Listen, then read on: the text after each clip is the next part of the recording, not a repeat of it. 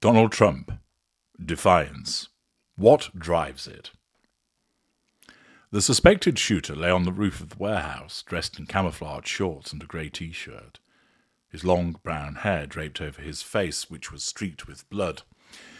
Videos and photographs published online showed that he was thin and young, with a patchy goatee. The man, named as Thomas Matthew Crooks by the FBI, had been killed less than an hour earlier. Witnesses claimed they saw him bear crawl onto the roof with a rifle and fire at least 5 bullets towards the stage, roughly 200 yards away, where Donald Trump was speaking to a crowd of tens of thousands of people in Butler, Pennsylvania. It was about 6:08 p.m., and Trump had been speaking for about 4 minutes, when a witness, who was standing in a shaded area just outside the rally perimeter, spotted the alleged attacker. He was crawling, bear crawling, up the roof beside us, 50 feet away from us, he said. The witness, who gave his name only as Greg to BBC News, said he and his friend spent between 2 and 3 minutes desperately trying to alert armed officers nearby. He said the officers didn't seem to see the alleged shooter, perhaps because he was over the other side of the roof ridge to them. "We pointed at the guy crawling up the roof. You could clearly see him with a rifle," he said. "I'm thinking to myself, why is Trump still speaking? Why have they not pulled him off the stage?" he said. Then, at about 6:10 p.m., witnesses reported hearing shots fired in 2 distinct bursts. Trump, who had been mid-flow in his bombastic speech, slapped a hand to his right ear and dropped to the floor.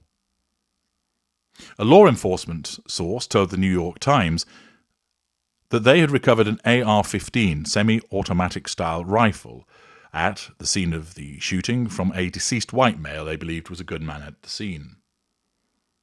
Within seconds of the shooting, the witness who spoke to the BBC said the Secret Service trained their guns on the suspected shooter.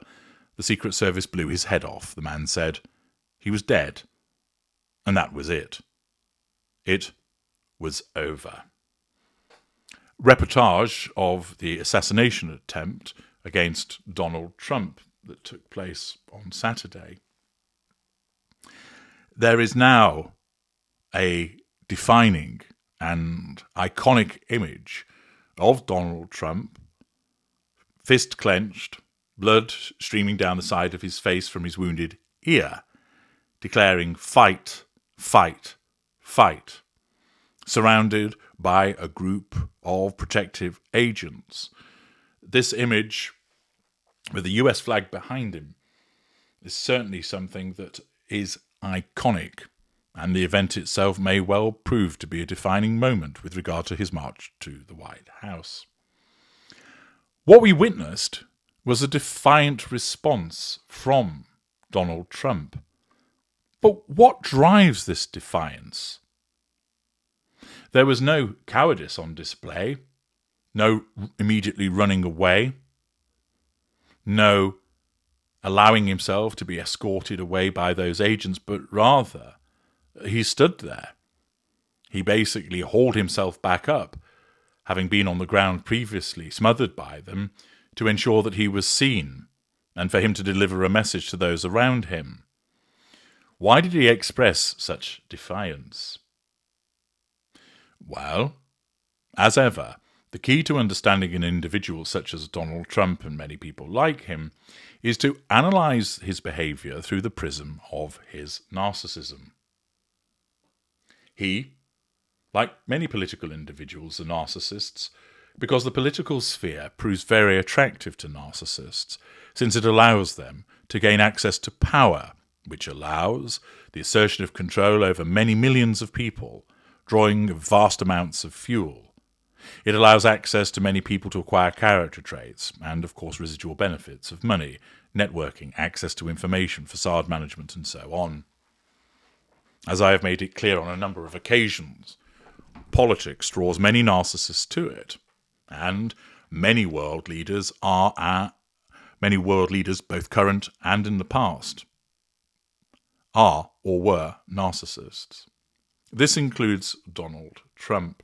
who I've explained is an upper lesser type B narcissist. This means he doesn't operate with a facade. It means that he's bombastic, belligerent, that he is boastful. Further, this makes him something of a Marmite character. His supporters see him as a straight-talking, straight-shooting, no-spin individual who's there to drain the swamp, to take on the deep state. Others see him as somebody who is not statesmanlike, who is just driven by self-interest, who is against minorities. They find him a divisive and hate-filled figure. As always, this video isn't about whether Donald Trump is a good thing or a bad thing. It's simply to explain why he behaves as he does. In getting behind what has driven his defiance, we have to consider the circumstances of the assassination attempt. Unsurprisingly, it didn't take long for certain voices on the internet to suggest that it was actually staged, that this had been done for the purposes of making Trump look good, enabling retaliatory action to be taken, and to boost his position in the polls.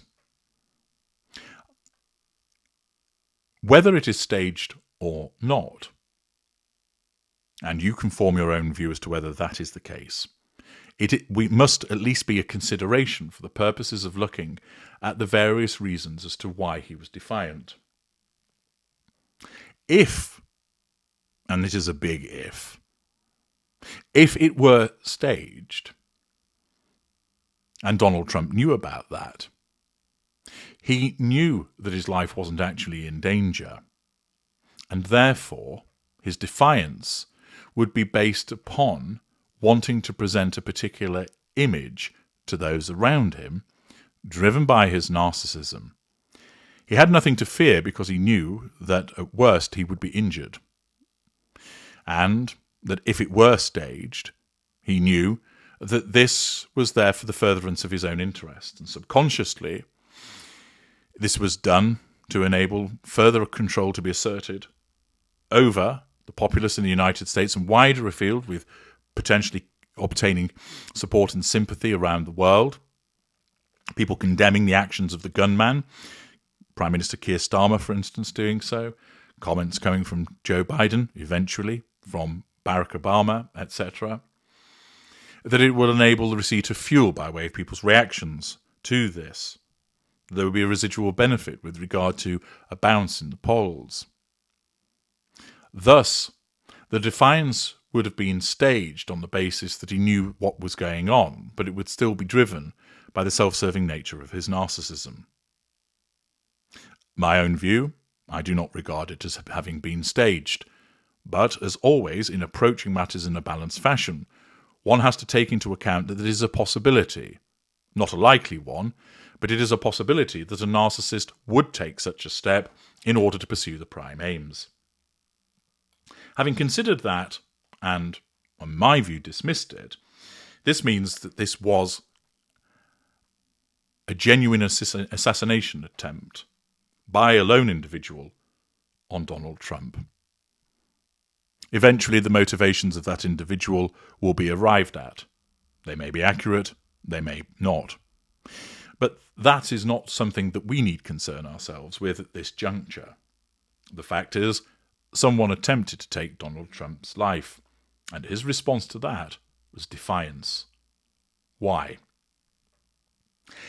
Given that on the balance of probabilities, Donald Trump had no idea whatsoever that this was going to take place, that this was not a staged event, most people would, of course, be frightened as a consequence of an attempt against them.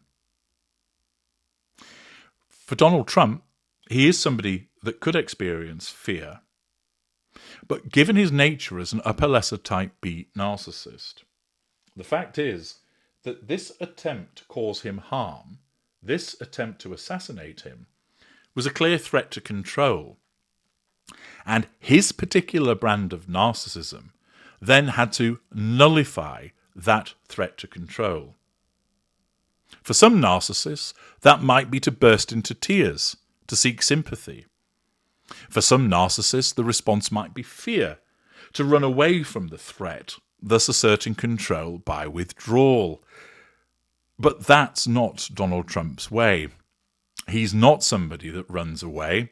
He's not somebody that turns on the waterworks. Instead, he's far more confrontational. The assassination attempt was a threat to his control. He was not in a position to nullify that threat directly because he had no idea where the shots had come from, that he was not in a position to shoot back himself, and therefore his narcissism could not have deployed a Hoover against this gunman. Thus, the direct assertion of control was denied to Donald Trump. Instead, his narcissism in that split second moved to the indirect assertion of control, utilizing his heated, ignited fury. Donald Trump did not give a bull-like roar and charge off the stage, trying to seek who it was who'd shot at him. Instead, his heated, ignited fury essentially caused him to think, "Who dare do that to me? I will show them."